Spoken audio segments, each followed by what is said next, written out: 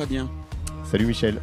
Comment vas-tu et comment se passe ton Cannes 2024? J'allais dire 2025, mais tu vois. Ouais. Comment se passe ton Cannes? Je vais bien, merci. J'espère que tu vas bien aussi. Le Cannes 2024 se passe très bien. Il y a beaucoup de monde, toujours, de plus en plus d'ailleurs. Et voilà, on enchaîne les meetings, tous plus productifs les uns que les autres. C'est super. Alors, tu enchaînes les meetings plus productifs les uns que les autres. J'imagine qu'il y a énormément d'intérêt autour de Explain. Est-ce que tu peux nous expliquer de quoi il s'agit?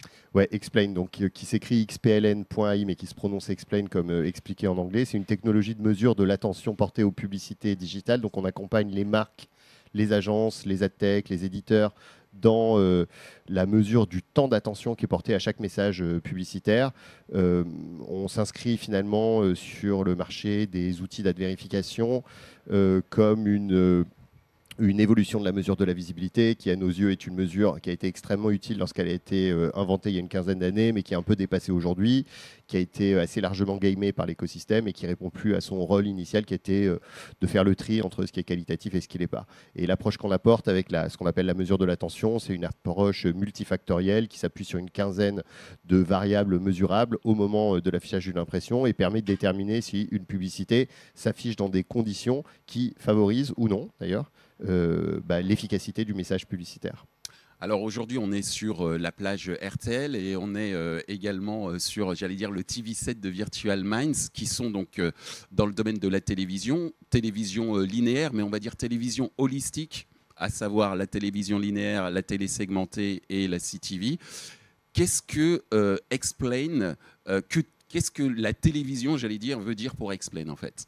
Alors, le marché de l'attention, enfin, ou en tout cas la métrique de l'attention, contrairement à la visibilité, contrairement à la complétion, tend à revaloriser les environnements téléconnectés, donc replay, CTV, IPTV, parce que finalement, ça vient revaloriser un certain nombre de facteurs déterminants de l'attention et qui sont par design présents dans les expériences télévision. Typiquement, surface d'écran occupée par la vidéo, 100%, absence ou présence du son quasiment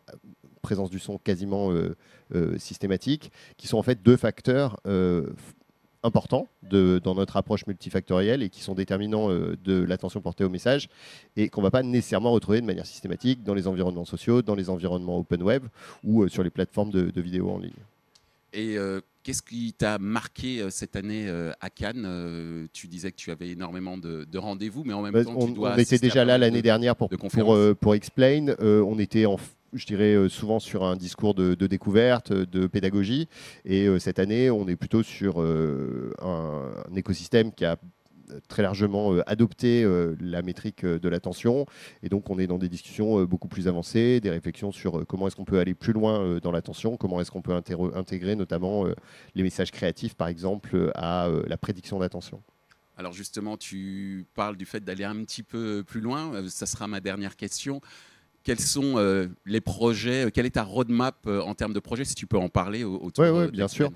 Nous, la roadmap projet, c'est 3 grands chantiers. Il y en a un, c'est l'intégration avec l'écosystème technologique. Donc, comment est-ce que cette mesure et cette prédiction d'attention peut s'intégrer dans les outils d'activation de nos clients pour faciliter, automatiser l'intégration de la mesure ou alors faciliter, automatiser l'optimisation sur ce nouveau KPI. Il y a, comme je l'évoquais, des réflexions sur comment on peut intégrer de nouvelles variables pour solidifier la mesure. Donc, typiquement, la créa, c'est une piste vraiment intéressante.